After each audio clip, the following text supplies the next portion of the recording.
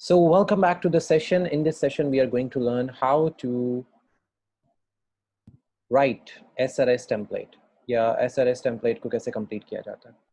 So मेरे पास ये एक SRS template है जिस SRS template को अब हम complete करने जा रहे हैं. SRS template Software Requirement Specification ये document होता है.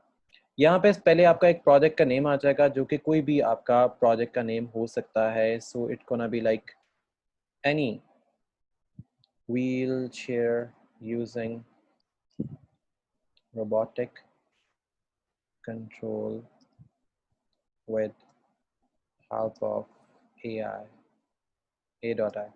अच्छा, वर्जन का मतलब ये होगा जितनी दफ़ा आप इस डॉक्यूमेंट को चेंज करोगे उतने वर्जन्स आप यहाँ पे ऐड करते जाओगे. वर्जन 1 आता है, 2 आता है, 3 आता है, वट एवर इट इज़. यहाँ पे आपके अपने स्टूडेंट्स नेम आ जाएंगे एंड सुपरवाइजर नेम आ जाएगा. अब नीचे आते हैं. टेबल ऑफ कंटेंट की अगर बात करें तो आप टेबल ऑफ कंटेंट इसके अकॉर्डिंग मैनेज करोगे. जो रिवीजन हिस्ट्री होती है, जब भी आप अपना ऊपर डॉक्यूमेंट कभी भी चेंज करोगे, जब भी आप अपना रिवीजन डॉक्यूमेंट चेंज करोगे, जिस डेट को चेंज करोगे, जिस तरह चेंज करोगे, रीज़न यहाँ पे बताओगे और नाम बताओगे किसने उस डॉक्यूमेंट की रिवीजन को चेंज किया है. ये इतना ज़्यादा इम्पोर्टेंट नहीं होता. अब इम्पोर्टेंट ये है कि आपने इंट्रोडक्शन में लिखना क्या है. What do you want to be an introduction. आप यहाँ पे आप बताओगे कि आप जो प्रोजेक्ट बनाने जा रहे हो, जैसे व्हील चेयर का जो भी प्रोजेक्ट है, जो भी व्हील चेयर का प्रोजेक्ट है, जैसे व्हील चेयर रोबोटिक प्रोजेक्ट, इसका यूज़ बताना है, यूज़ ऑफ इट. इसका यूज़ बताओगे, साथ साथ इसकी इम्पोर्टेंस बता दोगे. एक दो पैराग्राफ में आप इसको बहुत इजीली डिफाइन कर सकते हो कि इसका यूज़ क्या है. ये आप रिसर्च पेपर पढ़ के या किसी भी एक टेम्पलेट को पढ़ के आप बहुत इजीली आइडेंटिफाई कर सकते हो what is the use of this robotic wheelchair or a wheelchair for. अब पर्पस क्या होगा. What is the purpose behind the wheelchair? What is the purpose to build this chair for? So definitely there are a lot of people who were crippled, जो कि चल नहीं सकते या फालिज का अटैक हुआ या कुछ भी हो सकता है उनके साथ, यानी कि कुछ भी, anything can be possible with them.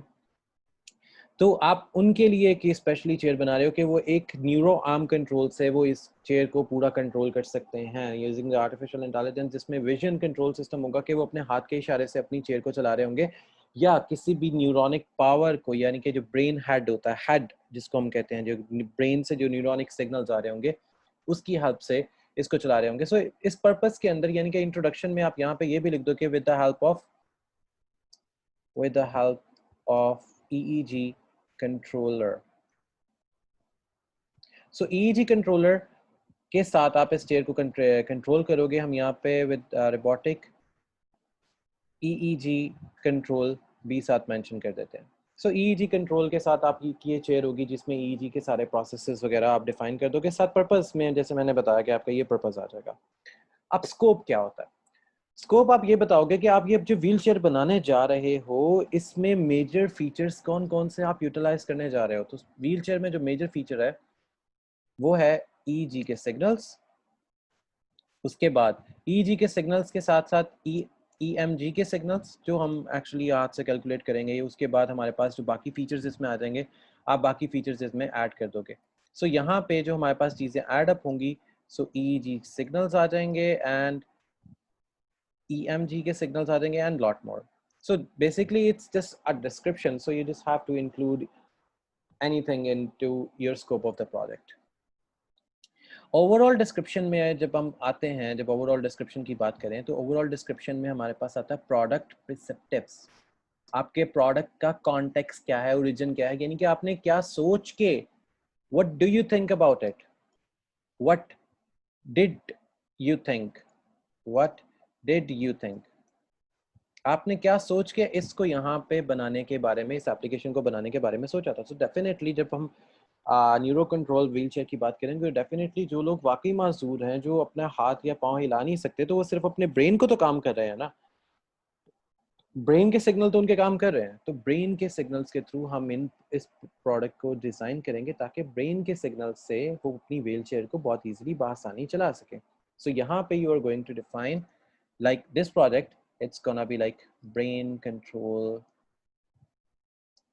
EEG signal based chair. अब operating environment, ऑपरेटिंग इन्वायरमेंट कौन कौन सी है, यानी कि आप किन यूज़र्स के लिए बना रहे हो। डेफिनेटली यूज़र क्रिपल्ड होते हैं, हम ये उनके लिए बना रहे हैं, और इसकी इन्वायरमेंट जो होगी डेफिनेटली होम, हाउसेस और इस तरह की सारी चीज़ें हो सकती हैं, नथिंग एल्स। क्योंकि ये हाँ, इसमें जो चीज़ें आपकी यूज़ होंगी that is Raspberry pi board, जहाँ पे हम सारा डेटा सेव करेंगे किस किस तरह का यूज़र इसको यूज़ करता है, एंड नथिंग एल्स। ये वाला काम आपका बिल्कुल नहीं है कि आप कौन सा ब्राउज़र यूज़ करोगे, कौन सी क्या चीज़ यूज़ होगी, and nothing, this is not important for anyone. हाँ, जो लोग वेब के प्रोजेक्ट्स कर रहे होते हैं उसके लिए बहुत ज़्यादा इंपॉर्टेंट होता है। डिज़ाइन एंड इम्प्लीमेंटेशन में आप यहाँ पे सारी वही चीज़ बताओगे कि how you gonna design your wheel chair. जैसे ये प्रोजेक्ट है कि व्हील चेयर को कैसे डिज़ाइन करना है, उसकी सारी डिज़ाइन डिस्क्रिप्शन। इसमें हेल्पफुल सबसे ज़्यादा ये होगा कि if you design a diagram into it, a diagram कि आप इसने कैसे इसको बनाने जा रहे हो। रिक्वायरमेंट्स जो आइडेंटिफाइंग टेक्निक्स होती हैं उसमें आप ये बताओगे कि यूज़ केस क्या है, मतलब यूज़ केस इसमें सिर्फ एक यूज़ केस में ये सिर्फ आएगा जो यूज़र जिसने चेयर यूज़ करनी है, एक एडमिन जिसने इस चेयर को बना के उसमें सॉफ्टवेयर इंस्टॉल कर दिया, दैट्स इट।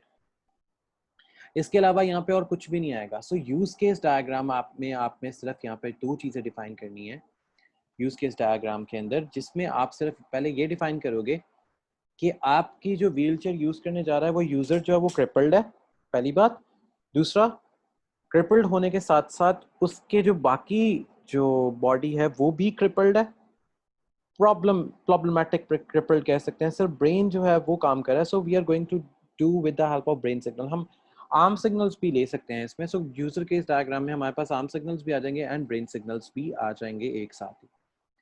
फिर जो यूज केस डिस्क्रिप्शन होगी, इसमें आप सिर्फ ये डिफाइन करोगे कि पहला यूज केस क्या है। यूज केस क्या है? पहला यूज केस हमारे पास क्या है? जो लोग क्रिपल्ड है इट मीन्स कि उनको या तो वो चल नहीं सकते प्रॉपरली, ना अपने आप को उठा सकते हैं प्रॉपरली, तो इट मीन्स कि they need something to move on, to work on.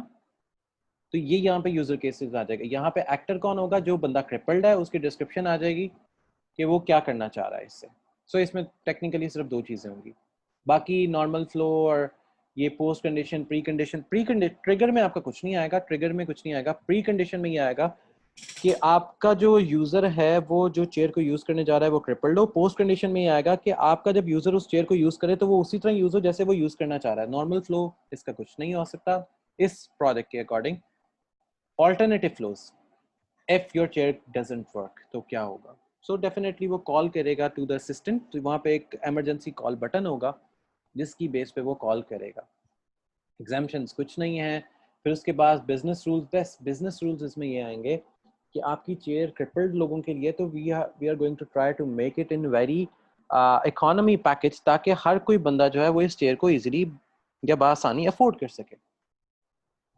So functional requirement क्या होंगी? पहली आपकी जो फंक्शनल रिक्वायरमेंट्स इस प्रोजेक्ट के अकॉर्डिंग आएंगी, वो आपकी रिक्वायरमेंट होगी कि आपकी चेयर ने मूव करना है from one place to another. This is your first functional requirement. Second, जो क्रिपल्ड बंदा ऊपर बैठा होगा उसके सेंसेस जो हैं वो काम करते हो, this is your second functional requirement. जो आप ईईजी बेस्ड सिग्नल जो पूरा एक सेटअप हम डिज़ाइन करेंगे, वो सेटअप जो है वो प्रॉपरली काम करता हो with the help of your neurons, कि आपका वो जो हेडसेट है वो प्रॉपरली न्यूरोनिक सिस्टम से काम कर रहा हो। तो यहाँ पे आप सिर्फ वो चीज़ों को डिफाइन करोगे, न्यूरॉन्स को। और फंक्शनल रिक्वायरमेंट सेक्स यहाँ पे कुछ भी नहीं आएगा। और यहाँ पे रिक्वायरमेंट आईडी प्रॉपरली वैसे कोई नहीं है। रिक्वायरमेंट आईडी में यही है कि आपको एक व्हील चेयर चाहिए, उस व्हील चेयर के साथ आपको कुछ सेंसर्स चाहिए, तो यहाँ पे आपकी रिक्वायरमेंट आईडी के अंदर आ जाएगा टाइटल व्हील चेयर। आप उसकी रिक्वायरमेंट डिफाइन कर दोगे, सोर्स आ जाएगा। हाँ, रिलेशनल वहाँ पे कुछ भी नहीं है। मोटिवेशन बिहाइंड हम सिर्फ यहाँ पे ये लिख सकते हैं, रैशनली के अंदर मोटिवेशन ये लिख सकते हैं कि we saw a crippled people who are unable to walk over the street, so we suggest they only can if they want to move over the street or from the bed, so they need these kind of chairs. So business rule में हम B2B रखेंगे। यहाँ पे जो चीज़ आएगी that is according to business, so it's B2B, so it's B2B model. Dependencies इस पे कुछ नहीं है। प्रायोरिटी जो है वो इसकी मीडियम होगी। नॉन फंक्शनल रिक्वायरमेंट इसमें सिर्फ वो है, नॉन फंक्शनल रिक्वायरमेंट इसमें ये आ जाएंगी कि quality of a wheel chair, quality of a sensor, और ये समथिंग यूजेबिलिटी जो है उसमें हम ये चीज़ डिफाइन कर देंगे कि ये चेयर अगर सेंसर नहीं भी है तब भी यूज़ हो सकती है इजीली। और इसके जो भी यूजेज हैं, वो जो इंसान क्रिपल नहीं भी है वो भी इसको यूटिलाइज कर सकता है। जिसको ज़्यादा सांस चढ़ता है वो भी इस चीज़ को यूटिलाइज कर सकता है। परफॉर्मेंस में हमारे पास ऐसा कुछ नहीं है जो हम यहाँ पे परफॉर्मेंस में डिफाइन कर सकें। हाँ, रेफरेंस में आप वो सारे रिसर्च पेपर लिखोगे जो रिगार्डिंग रोबोटिक व्हील चेयर से लिंक करते हैं एसआरएस के अंदर। So this is how you gonna right your SRS, and if you have any query then let me know.